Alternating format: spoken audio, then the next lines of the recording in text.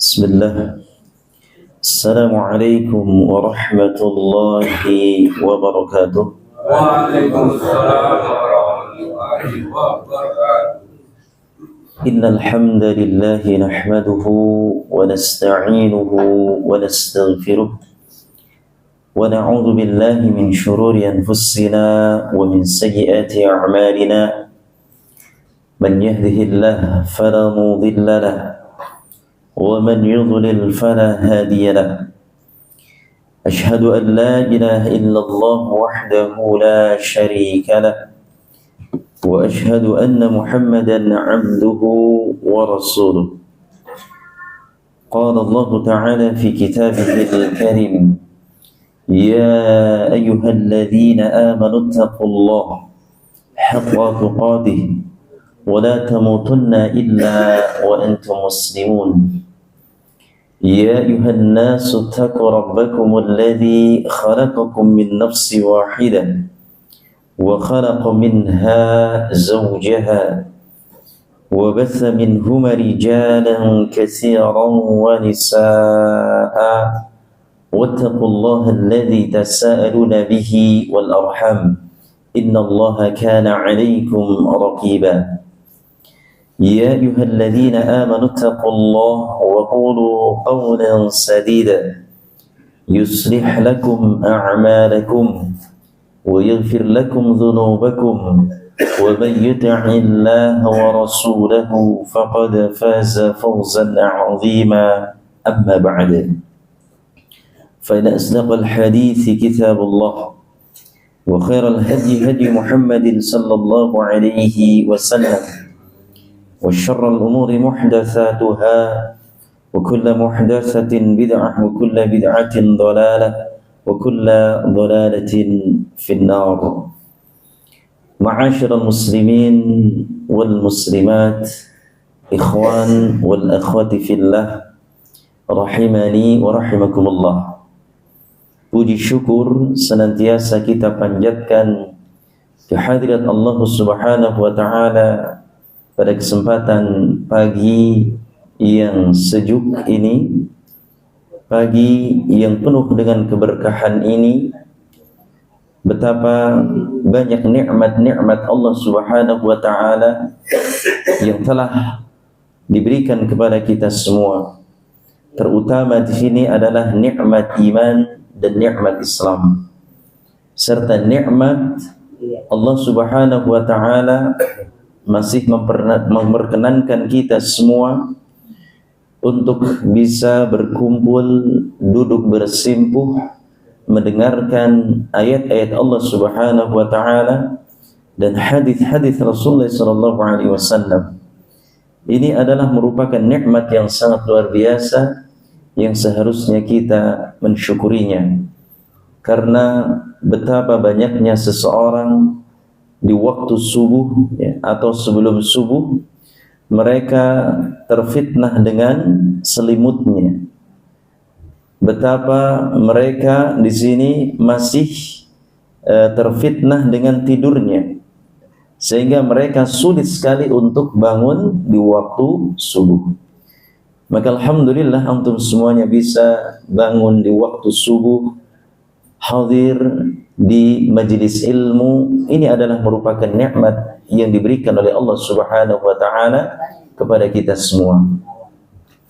Ayul ikhwah wal akhwati fillah, a'azani Allah wa iyyakum.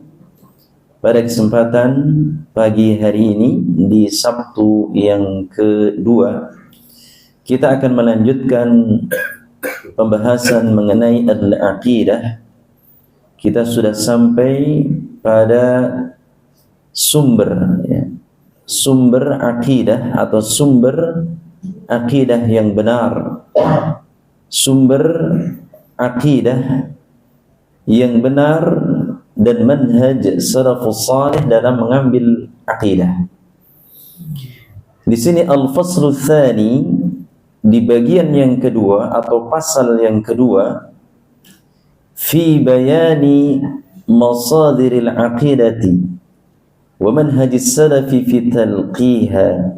Di sini kita akan membahas sumber akidah atau sumber yang sahih yang digunakan oleh manhaj salaf, ya, orang-orang yang terdahulu, ya, yaitu para sahabat, para tabi'in, para tabi'ut tabi'in, di dalam mengambil akidah. Sumbernya itu dari mana? Ya.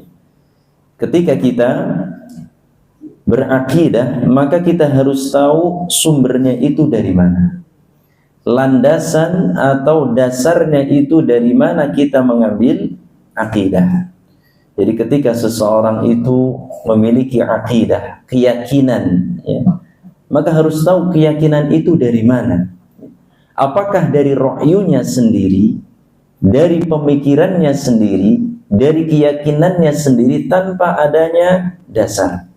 Maka kita harus tahu dasarnya itu dari mana kita mengambil akidah itu yang benar. Di sini al-aqidatu taufiqiyyah.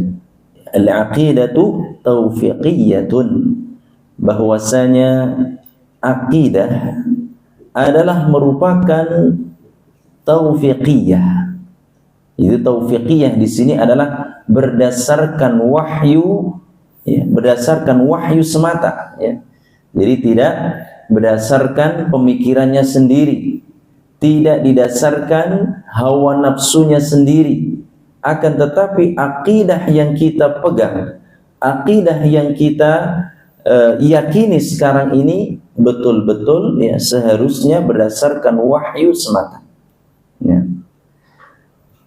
Fala tuthbit illa bidalil minasyari'i, ya.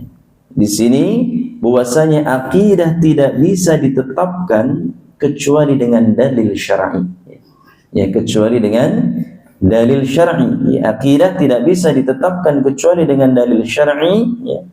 Wala masruhun fiha lira'yi wal ijtihadi, ya. Ya. Serta tidak ada medan ijtihad dan perbedaan pendapat dan berpendapat di dalamnya. Jadi tidak ada perselisihan di dalam masalah akidah ini, ya. Jadi harus kita pegang kuat-kuat. Kita harus yakini bahwasanya sumber akidah adalah berdasarkan wahyu semata, ya. Wa man thamma fa in masadiriha maqsuratun ala ma jaa fil kitabi was sunnah, ya. Karena itulah sumber-sumbernya terbatas apa?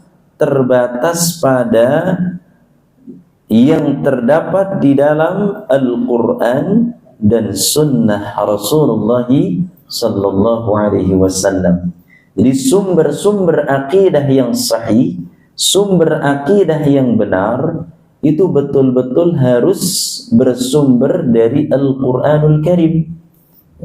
Jadi Al-Quran yang setiap hari kita baca, setiap hari kita fahami, maka itulah sumbernya dari situ, ya. Itulah akidah. Jadi jangan sampai kita mengambil akidah kita, keyakinan kita, namun sumbernya dari yang lainnya, ya. Mungkin dari kitab-kitab sebelum-sebelumnya, ya. Bukan dari Al-Quran, maka ini salah. Dan juga kita ambil sumber akidah dari mana? Dari sunnah Rasulullah sallallahu alaihi wasallam, dari Nabi kita yang mulia sallallahu alaihi wasallam, ya. Jadi jangan sampai kita mengambil akidah dari orang-orang yang sesat, ya, lagi menyesatkan, maka tidak boleh, ya.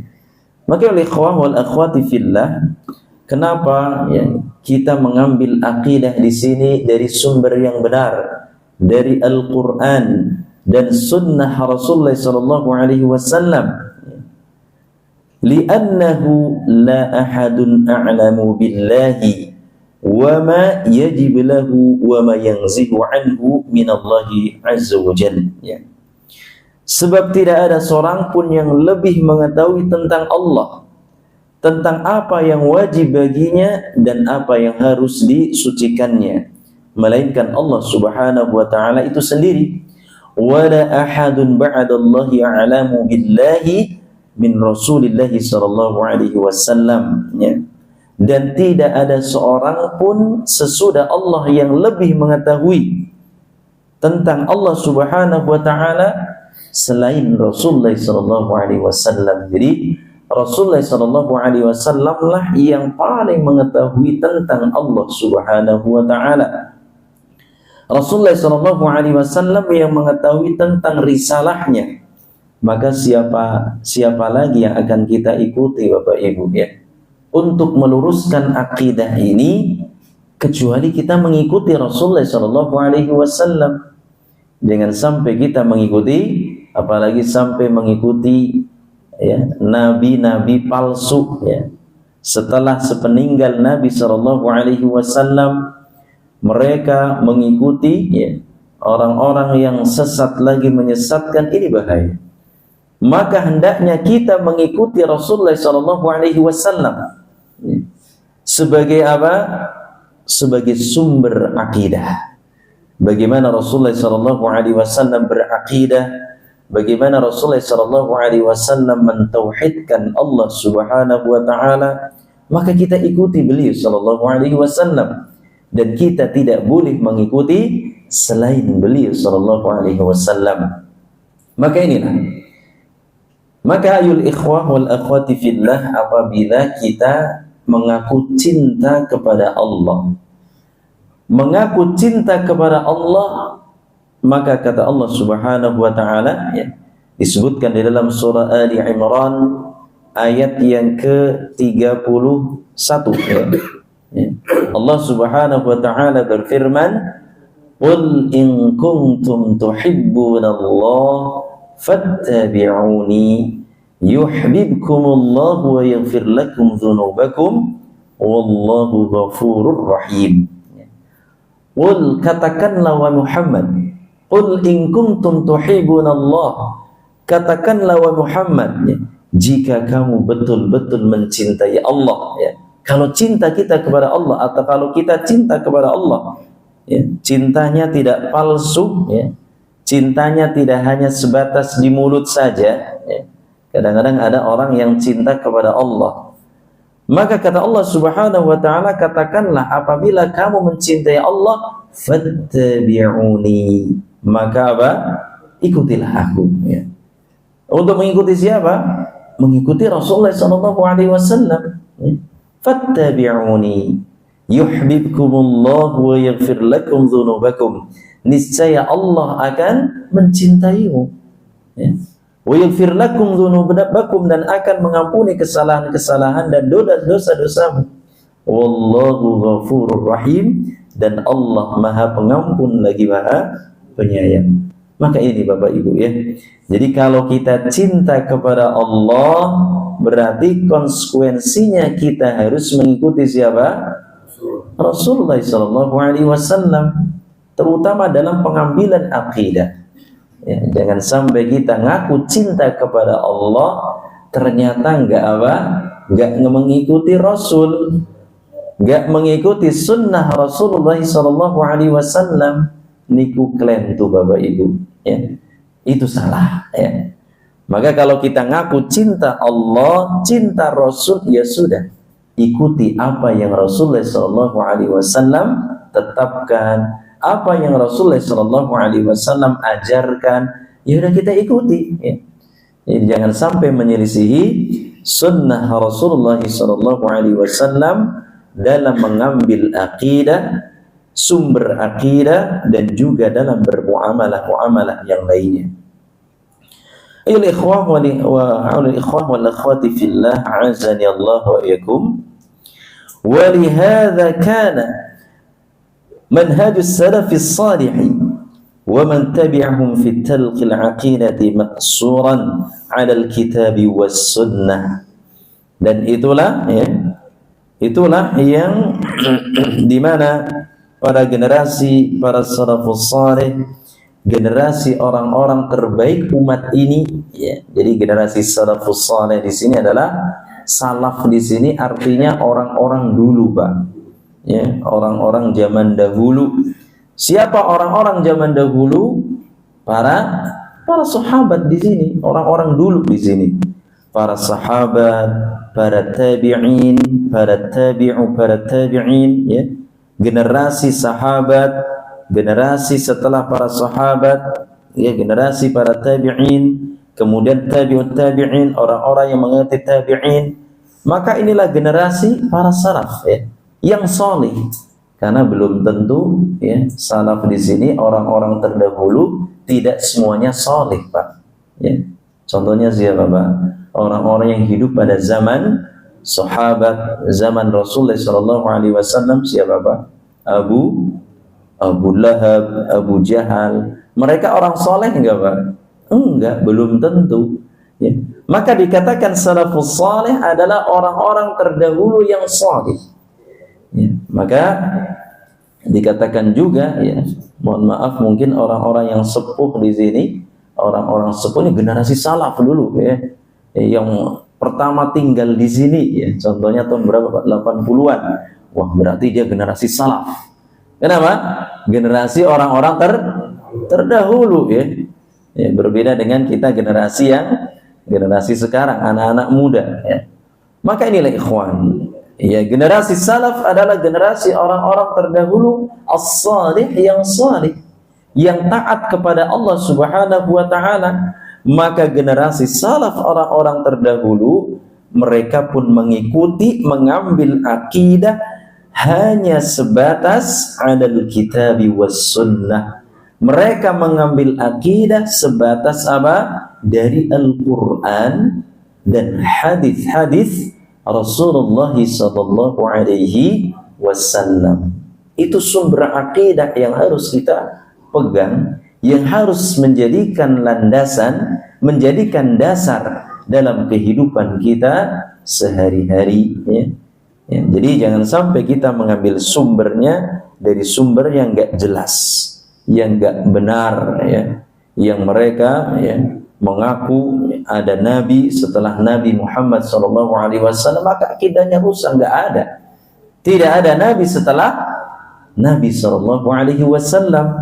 Bahkan mereka ya, mentuhankan ya, orang-orang yang salih atau mentuhankan orang-orang yang saleh, contohnya kiai atau habaib atau mungkin ajengan atau ustadz dijadikan sebagai Tuhan ya.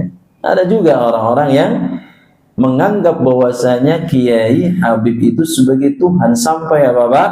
Disembah-sembah di sini. Nah, ini bahaya, akidahnya rusak di sini. Maka kita tidak boleh habaib, kiai, ustadz, ajengan, maka itu sebagai wasilah agar kita apa? Bisa menimba ilmu dari beliau-beliau, mereka-mereka yang paham terhadap ilmu agama Islam ya, sebagai wasilah ya, sebagai wasilah agar kita bisa menguatkan akidah kita. Kita menuntut ilmu kepada orang-orang yang alim, para ulama, para asatidz ya. Hanya sebatas itu kita menimba ilmu. Tetap kita hormati beliau-beliau ya, sebagai guru-guru kita. Namun jangan sampai kita menyembah, sampai apa? Rukuk sujud kepada mereka. Ini salah ya. Karena ada sebagian orang ini saking cintanya kepada ustadznya itu sampai apa? Nyembah-nyembah, Pak. Atau bahkan di sini apa? Sampai ketika ustadz atau kiainya apa lewat di sini sampai diam 1000 bahasa, sampai menuduh, bahkan sampai mundur-mundur di sini. Maka ini berlebihan, Pak. Ghulu di sini ya, berlebihan. Ini tidak boleh ya. Maka bagaimana? Ya sewajarnya saja ketika bertemu dengan orang alim, syekh, ya, habaib atau ustadz, biasa salaman ya. Mungkin bisa cium kanan, kiri kanan, kiri, itu wajar biasa seperti itu. Namun jangan sampai kita rukuk dan sujud kepada mereka-mereka, atau bahkan mungkin rukuk dan sujud kepada kuburan-kuburan orang-orang saleh. Tidak boleh datang ke kuburannya orang-orang saleh, datang ke kuburannya para kiai kita ya. Kemudian kita rukuk dan sujud di mana? Di kuburannya. Itu adalah perbuatan syirik Bapak Ibu ya, yang akidahnya menjadi rusak. Atau bahkan mungkin tawaf di kuburan. Ada nggak yang tawaf di kuburan, Pak? Ada ya. Karena sebagian di wilayah Nah, saya dulu itu ada sebagian kelompok yang mereka tawaf di kuburan. Ya, tawaf di sini. Setelah tawaf di kuburan kemudian apa? Sampai rukuk dan sujud kepada penghuni kubur. Falya'udzubillah. Maka ini adalah perbuatan syirik, akidahnya menjadi rusak, ya, rusak. Maka ketika kita menghadapi orang-orang yang alim, orang-orang yang saleh, biasa saja sewajarnya. Kita minta doa kepada orang yang saleh, Bapak Ibu, ya. Itu sahih, ya. Kita minta doa kepada orang-orang saleh, berdoa, minta doa kepada para kiai, habib atau ustadz yang saleh, ya. Kita minta kepada, didoakan maksudnya di sini. Ketika mereka masih hidup. Namun ketika mereka sudah meninggal dunia, kita tidak boleh minta doa kepada mereka. Contohnya Pak Yai, Pak Habib, tolong usaha saya biar lancar, ya. Doakan bagaimana dia sudah meninggal dunia, nggak boleh di sini. Justru kita yang mendoakan mereka. Maka ini, ya, sumber akidah hendaknya kita tujukan, hendaknya kita kuatkan sebatas Al-Quran dan sunnah Rasulullah sallallahu alaihi wasallam. Fama dalla alaihi al-kitab wa sunnati fi haqqillah ta'ala amanu bihi wa'taqiduhu wa amaluhu bihi, ya. Jadi hendaknya, yaitu mereka, yaitu generasi para salafus saleh, generasi para sahabat, para tabi'in, para tabi'ut tabi'in, mereka mengimani, meyakini, mengamalkan, ya, segala yang ditujukan dari kitab dan sunnah Rasulullah SAW tentang hak Allah, ya. Maka, ya, sementara apa yang tidak ditujukan, wa man lam yadullu alaihi kitabillahi wa la sunnati rasulih nafawhu 'anillahi ta'ala wa rafaduhu, ya. Sementara yang tidak, ya. Jadi sementara apa yang tidak ditujukan, ya, yang tidak ada di dalam kitab, yang tidak ada di dalam Al-Quranul Karim dan sunnah Rasulullah SAW, maka para sahabat, para tabi'in, para tabi'ut tabi'in menafikannya dan menolaknya. Di sini tolak, ya. Ini benar nggak di Al-Quran ada sumbernya nggak? Dalilnya mana? Ya. Terdapat di surat apa? Ayat berapa? Kemudian hadisnya mana? Riwayat siapa? Ini ada nggak nih? Kalau kita tidak ada berarti nggak boleh kita meyakini hal tersebut.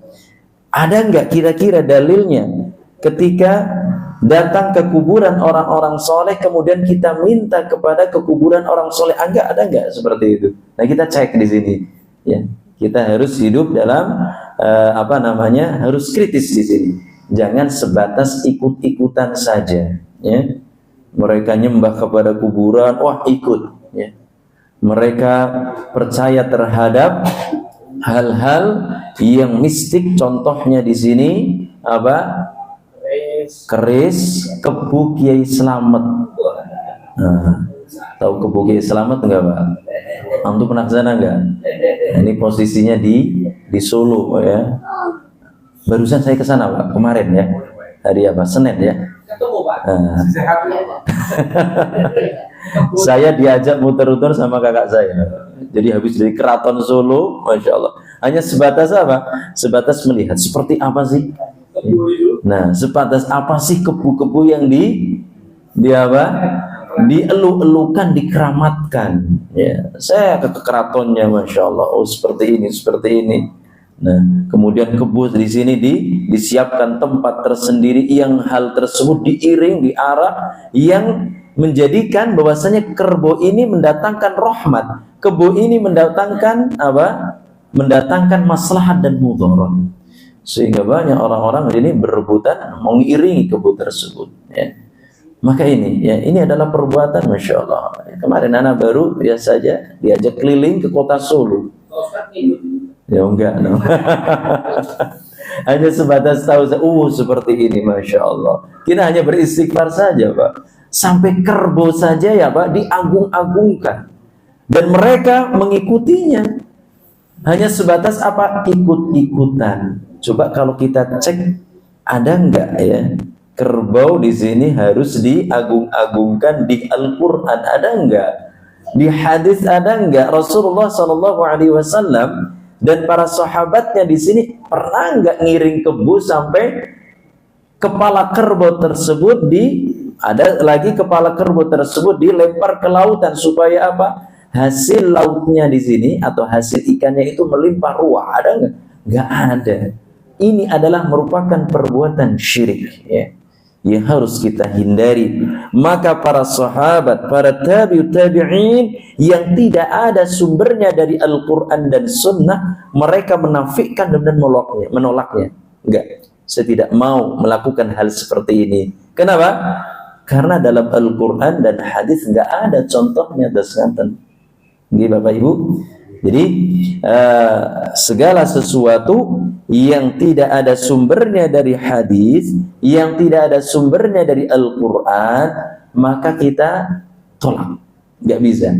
Karena saya beragama Islam. Islam adalah agama yang murni. Islam adalah agama tauhid. Islam adalah agama meninggalkan kesyirikan. Maka kita tinggalkan bentuk-bentuk kesyirikan tersebut. Baik. Al-ikhwazani Allah wa iyyakum ya. Maka inilah ya. Jadi walihada lam yahsulu bainahum ikhtilafi fil i'tiqad. Maka tidak ada pertentangan, tidak ada perbedaan di antara mereka ya, di dalam mengambil sumber akidah. Enggak ada perbedaan, Pak. Ya, para sahabat dan para tabi'in nggak ada perbedaan. Makanya kita mau ngikutin siapa di sini? Apakah mau ngikutin Kiai Kebu Kiai Slamet, atau maukah kita mengikutin orang-orang yang sesat mengaku sebagai nabi, atau kita mengikutin Rasul dan para sahabat? Maka apabila kita mengikuti Rasul dan para sahabat, orang-orang yang saleh, maka insya Allah jalan kita selamat, Pak. Ya. Bukan mengikuti, kalau kita ingin selamat, mengikuti Kebu Kiai Slamet. Bukan mentang-mentang namanya selamat, kita ngikutin selamat. Ya. Ada nggak namanya Pak Selamat di sini? Ya. Jadi kalau kita, meskipun seseorang itu namanya Selamat, maka jangan kita ikuti Selamat. Ya. Bagaimana kita ikuti Selamat kalau orang tersebut mengikuti akidah yang sahih Al-Quran dan Sunnah? Ya sudah, kita ikuti bagaimana nasihatnya Pak Selamat. Wah, nasihatnya Pak Selamat ngikutin Al-Quran dan hadis, ya sudah, kita ngikutin juga ya, seperti itu. Baik, jelas Pak ya? Bal kanat aqidatuhum wahidatun, akan tetapi di sini akidah mereka itu satu ya. Akidah mereka satu. Wa kana jama'atuhum wahidatun, dan jamaah mereka itu satu, Pak ya. Jamaah mereka ada satu. Li'anna Allah takalluf liman tamassuku bi kitabihi wa sunnati rasulih bijtima'il kalimah ya. Karena apa? Sebab Allah di sini ya, bahkan akidah mereka adalah satu dan jamaah mereka juga satu. Sebab Allah telah menjamin orang-orang yang berpegang teguh terhadap Al-Quran dan Sunnah Rasulullah SAW. Jadi Allah Subhanahu Wa Taala itu menjamin orang-orang yang berpegang teguh terhadap apa?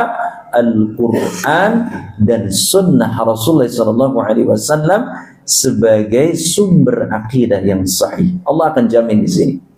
Allah Subhanahu wa taala berfirman di sini di dalam surah Ali Imran ayat yang ke-103. Allah Subhanahu wa taala berfirman, "Wa'tasimu bihablillahi jami'an wa la tafarraqu."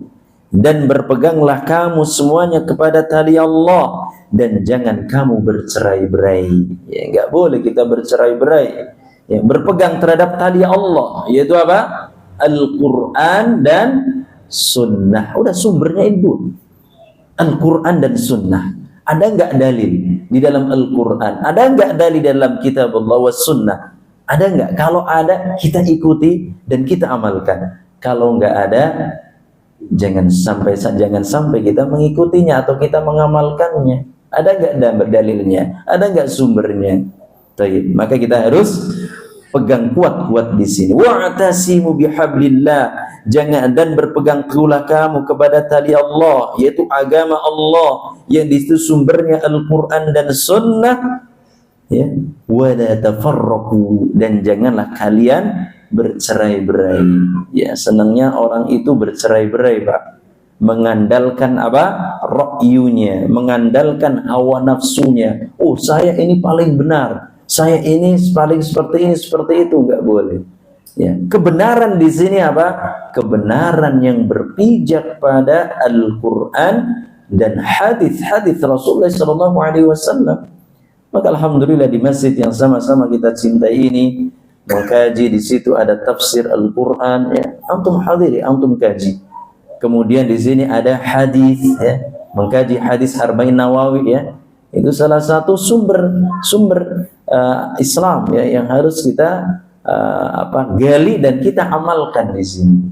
Maka saya di sini sebagai apa? Penengahnya di sini. Maksudnya apa? Kita harus menengahi. Maksudnya di sini adalah kita harus mengambil sumber yang sahih, ya, dari Al-Qur'an kita ambil, dari sunnah kita ambil. Wa qala Allah Ta'ala, dan Allah Subhanahu wa taala juga berfirman, fa imma ya'tiyannakum minni hudan faman ittaba'a hudaya fala yadhillu wa la yashqa, ya. Di dalam surah Thaha ayat yang ke-123. Tadi dalilnya surah Ali Imran ayat 103. Kita diperintahkan untuk berpegang teguh terhadap tali Allah, Al-Quran dan Sunnah, dan kita tidak boleh bercerai-berai, ya. Kemudian di ayat yang ini disebutkan fa imma ya'tiyannakum minni hudan, maka jika datang kepadamu petunjuk dariku, ya, petunjuk dariku, ya, faman ittaba' hudaya fala yadhillu wa la yashqa, lalu barang siapa ia mengikuti petunjukku, ya, maka jika datang kepadamu petunjuk dariku, lalu barang siapa yang mengikuti petunjukku, ya, petunjuk Allah dan Rasulnya, fala yadhillu wa la yashqa, maka dia tidak akan tersesat dan juga tidak akan celaka, ya.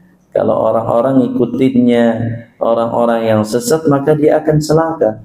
Tetapi kalau kita mengikuti, ya, petunjuknya Allah dan petunjuknya Rasulullah sallallahu alaihi wasallam, maka dia akan selamat. Dia tidak akan tersesat dan juga dia akan mendapatkan surganya Allah Subhanahu wa taala. Ya, tinggal kita milih, Pak.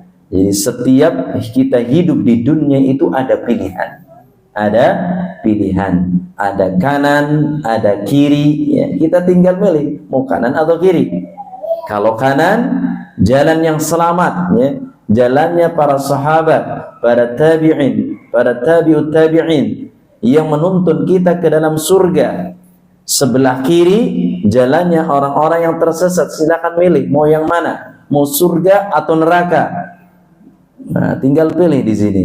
Lalu bagaimana untuk mengetahui surga dan neraka? Ya udah ngaji. Ngaji di situ tentang Al-Qur'an, ngaji tentang hadis, seperti itu. Oleh sebab itu, ya ikhwazani Allah wa yakum, ya. Walidzalika sammu bil firqatin najiyah. Maka golongan, ya, orang-orang yang berpegang teguh terhadap Al-Qur'an dan sunnah Rasulullah sallallahu alaihi wasallam, yaitu apa? Mereka lah firqatun najiyah. Apa itu firqatun najiyah?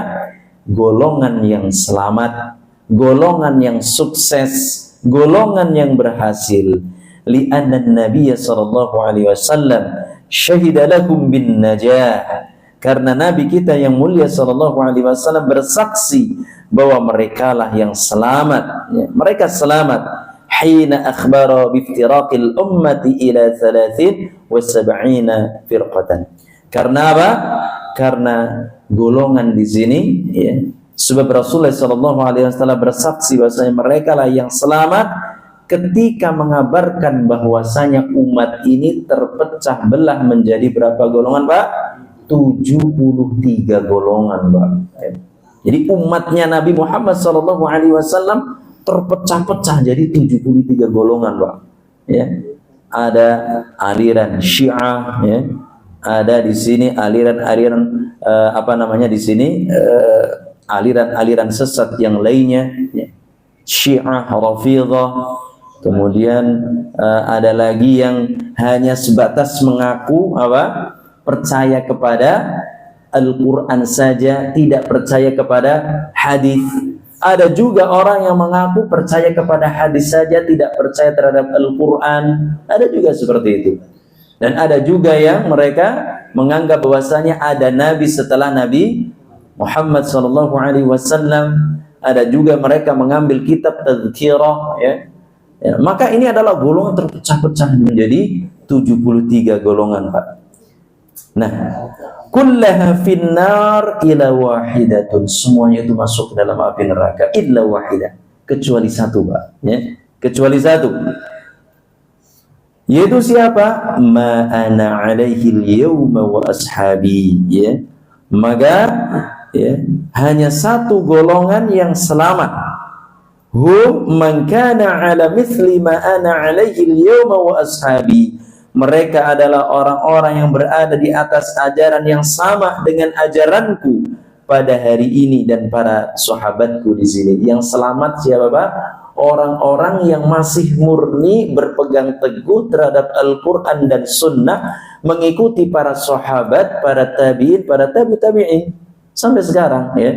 Maka apabila antum beragama tidak ngikutin dalil, tidak ngikutin Al-Quran, tidak ngikutin Sunnah, ya sudah, antum berarti termasuk bagian dari yang ke-73 tadi, bukan bagian yang satu.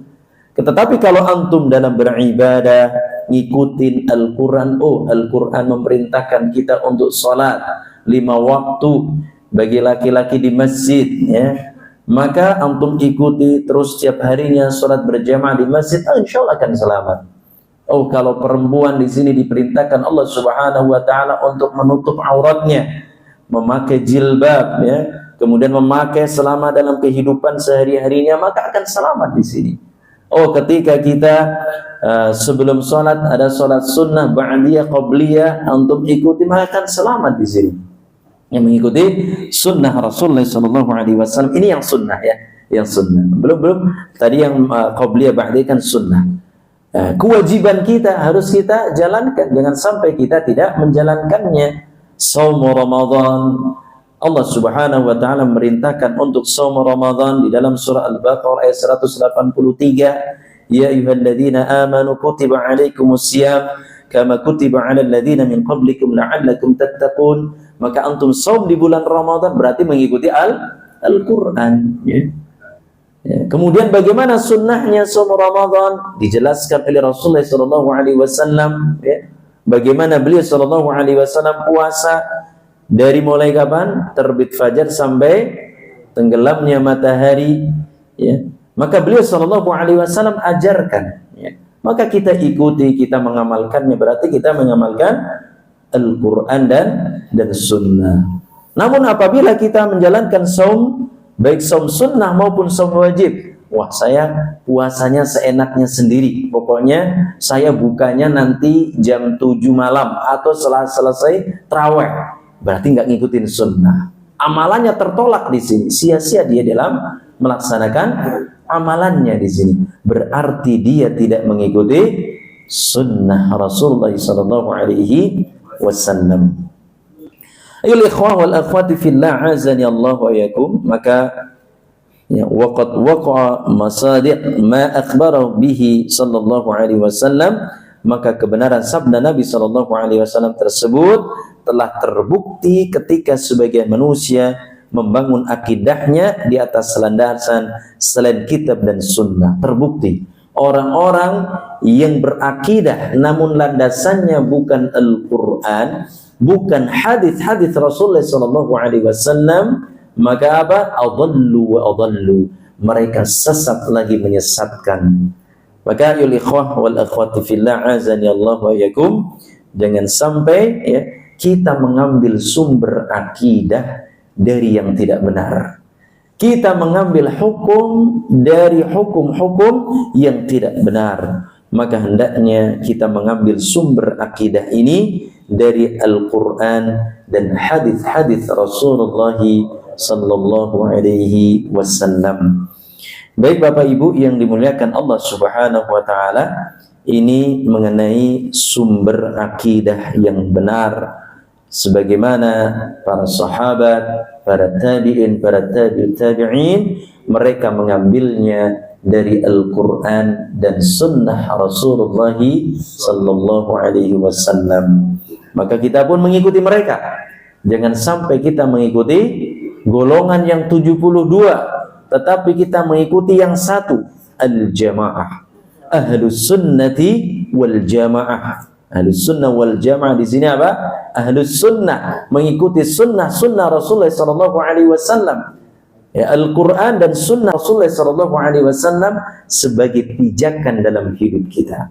Maka insyaallah kita termasuk orang-orang yang selamat, firqatun najiyah, yaitu golongan yang selamat. Ayul ikhwah wal akhwati fillah, Bapak Ibu yang dimuliakan Allah Subhanahu wa taala, mungkin ini ya sedikit saja ya, yang penting diingat-ingat ya, kajian kita di pagi hari ini. Sumber akidah yang sahih adalah dari Al-Quran dan sunnah Rasulullah sallallahu alaihi wasallam.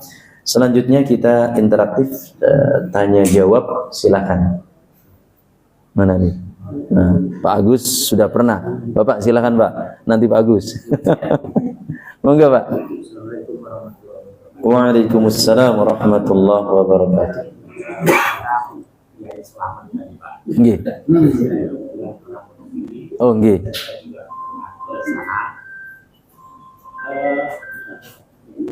Padahal di dalam Islam ya Pak. Nah, Itu kenapa sampai saat ini hal-hal ini tidak bisa hilangkan ya. Baik. Masya Allah. Iya. Memang ketika akidahnya, keyakinannya sudah mengakar dalam hati ya, dan mereka lebih memilih untuk apa? Untuk percaya terhadap nenek moyang mereka, maka ini sulit ya. Sulit sekali untuk dirubah ya. Bahkan mereka muslim Pak ya, di sekitarnya banyak yang muslim, akan tetapi masih apa? Masih percaya hal-hal tersebut ya. Inilah berarti apa? Berarti akidahnya masih belum sahih. Akidahnya masih rusak Pak di sini. Akidahnya sakit ya. Akidahnya sakit. Maka ya, memang banyak sekali para asatidz ya, apalagi di Solo di sini apa? Banyak sekali pondok pesantren sunnah, ada Imam Bukhari dan sebagainya. Para asatidz itu sudah memberikan nasihat-nasihatnya, memberikan ceramah-ceramahnya baik melalui YouTube, kitab, melalui majalah dan sebagainya. Ini sebatas apa Pak? Sebatas menyampaikan dalil. Hidayatul bayan ya, karena hidayah di sini ada dua. Hidayatul bayan, memberikan penjelasan bahwasanya adalah perbuatan syirik, perbuatan yang tidak benar, menyalahi Al-Quran dan Sunnah sudah dijelaskan. Namun satu Pak, yaitu apa? Hidayatul taufik. Hidayatul taufik adalah datangnya dari Allah Subhanahu wa taala Pak. Maka kewajiban kita sebagai seorang muslim memberikan penjelasan, berdoa semoga orang-orang yang tersesat di sini bisa kembali ke rel yang sahih, yang benar ya. Maka inilah hidayatul taufik, hanya Allah Subhanahu wa taala yang memegangnya. Tayyib. Maka mereka muslim akan tetapi akidahnya rusak di sini. Maka jangan sampai mungkin mereka sholat ya, setiap harinya sholat, namun masih percaya kepada kebu kiai selamat ya. Sama halnya seseorang kita percaya, maksudnya kita setiap hari sholat, agamanya Islam, namun masih apa? Ketika kita meminta kepada penghuni kubur, ketika kita meminta kepada orang-orang yang sudah meninggal dunia, maka ini harus kita betulkan, harus kita luruskan. Oh ternyata niki niku klentu boten tes ngaten ya. Niku saking budi saking aliran-aliran yang tidak benar, maka kita harus benari akidah tersebut. Memang mereka adalah kaum muslimin ya, sebagian keraton itu, akan tetapi masih percaya hal tersebut, Pak. Berarti Allah Subhanahu wa taala belum berikan hidayah. Bahkan penjelasan sudah sampai ke mereka, akan tapi hidayatul taufik belum sampai di sini. Ya, kita berdoa ya, semoga Allah Subhanahu wa taala memberikan hidayah kepada semua orang-orang yang tersesat, yang mereka masih percaya hal-hal yang mistik seperti itu ya. Bahkan sampai nyuci keris dan sebagainya. Tombak. Nah, maka hendaknya kita beristighfar kepada Allah ya, mohon ampun kepada Allah Subhanahu wa taala. Hanya satu yang bisa memberikan apa? Maslahat dan mudarat. Siapa, Pak? Allah Rabbul Alamin. Ini satu. Baik.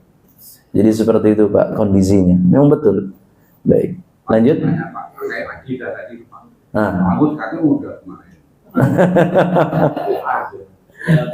Tentang akidah, Pak ya. Jangan kemana-mana. Ya, jadi tadi kan akidah. Jadi baru-baru ini kan kita sudah sempat viral ya, Pak.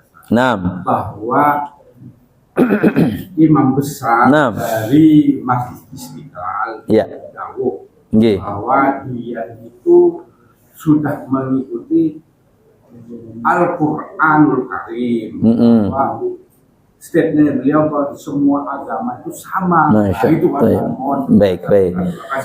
Akhir-akhir ini memang digegerkan dengan salah satu imam besar ya, yang mereka sampai mengagung-agungkan orang-orang kafir. Jelas ya, paus di sini adalah orang kafir. Akidah agamanya sudah lain. Maka bagaimana seorang muslim kemudian di sini apalagi sampai mencium keningnya? Ini viral ya. Viral. Na'udzubillah min dzalik.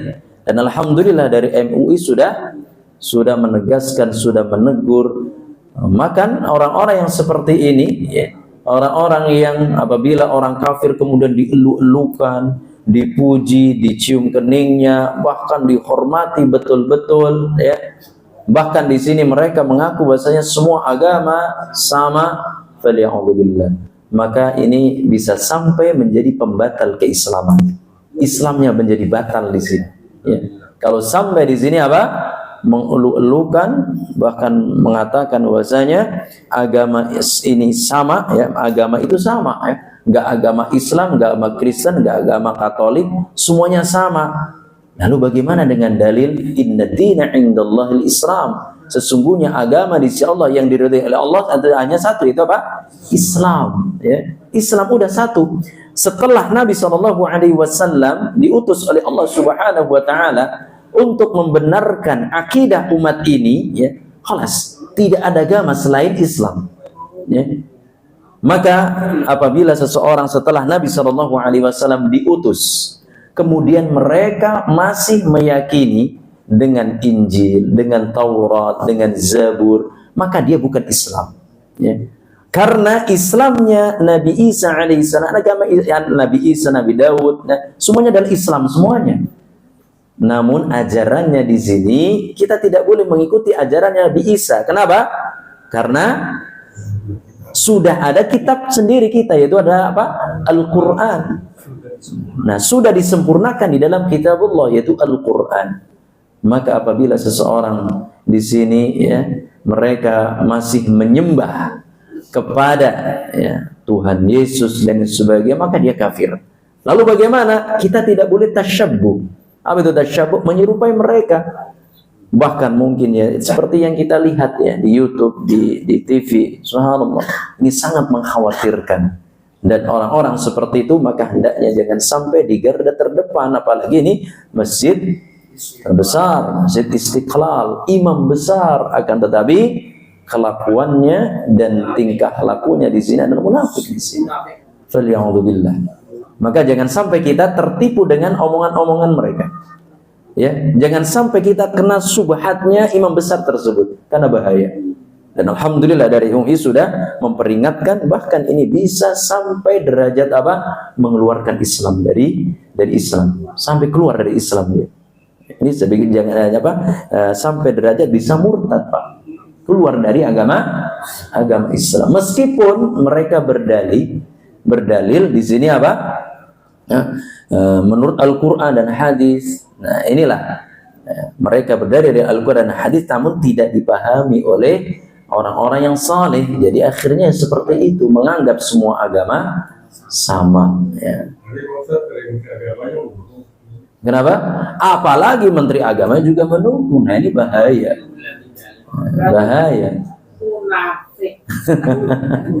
Bahkan kita yang mungkin orang-orang yang awam saja melihat, aduh, ini orang-orang yang pinter katanya, ya, orang yang pinter, sampai duduk di pemerintahan sampai mereka apa?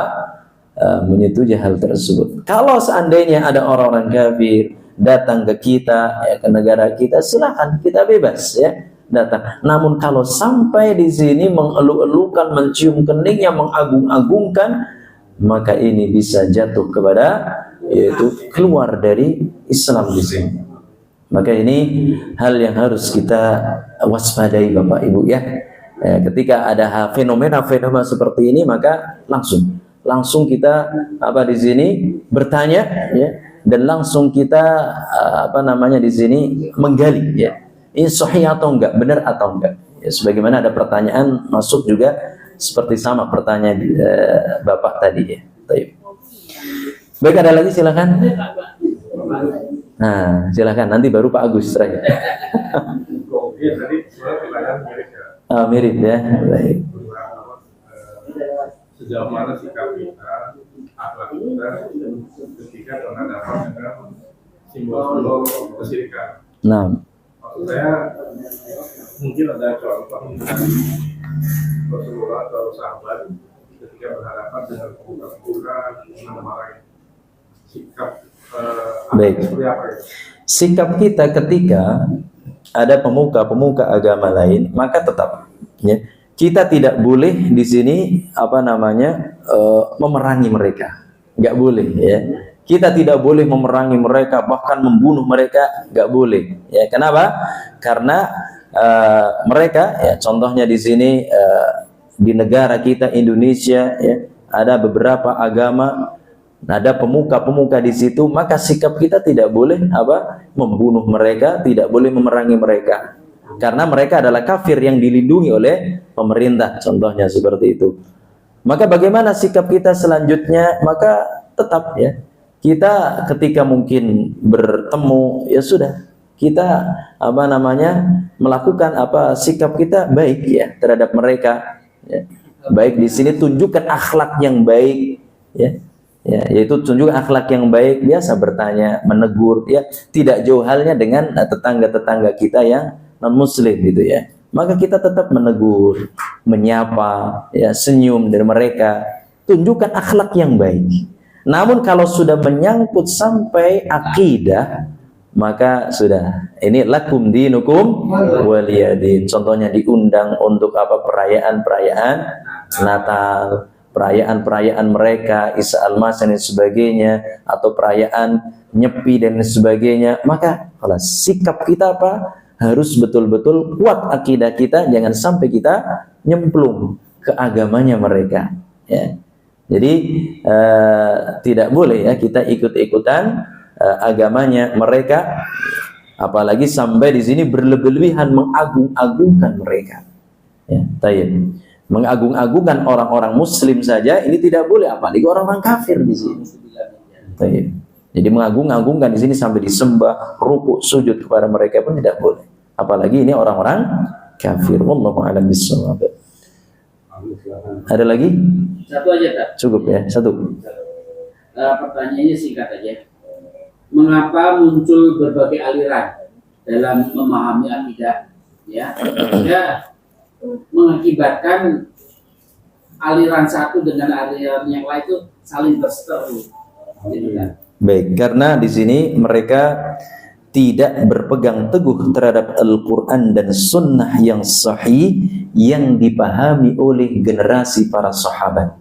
Itu penyebabnya itu. Mereka berpegang terhadap Al-Quran, hadis, namun dipahami oleh ra'yunya sendiri, pemikirannya sendiri, sehingga apa? Pendapatnya akhirnya apa? Menyimpang. Kenapa? Saenak utili dewi gitu loh Pak, istilahnya.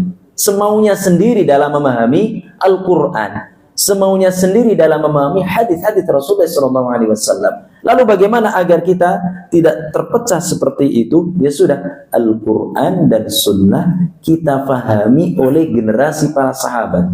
Bagaimana sih para sahabat memahami Al-Quran, memahami hadis? Nah itulah yang kita ikuti. Itulah sebab terjadinya perpecahan, karena mereka memahami Al-Quran dan Sunnah tidak sesuai dengan pemahaman para sahabat. Kenapa kok sahabat menjadi acuan? Iya, karena sahabatlah yang hidup bersama dengan Rasulullah SAW. Sahabatlah yang apa? Yang menyaksikan di sini apa? Ketika ada permasalahan turun ayat itu para sahabat. Seperti itu. Ya, kebanyakan apa? Ngikutin ra'yunya sendirinya, akalnya sendiri, sehingga pecah belah di sini. Wallahu a'lam bishawab. Saya kira cukup Bapak Ibu di kesempatan pagi hari ini. Insyaallah kita lanjut pada kesempatan Sabtu di pekan yang kedua bulan Oktober ya. Insyaallah nanti kita lanjut saja langsung bab masalah tauhid. Insyaallah pengertian tauhid, pembagian tauhid insyaallah. Demikian kita tutup dengan doa kafaratul majelis. Subhanakallahumma wa bihamdika asyhadu an la ilaha illa anta astaghfiruka wa atubu ilaik. Assalamualaikum warahmatullahi wabarakatuh. Waalaikumsalam.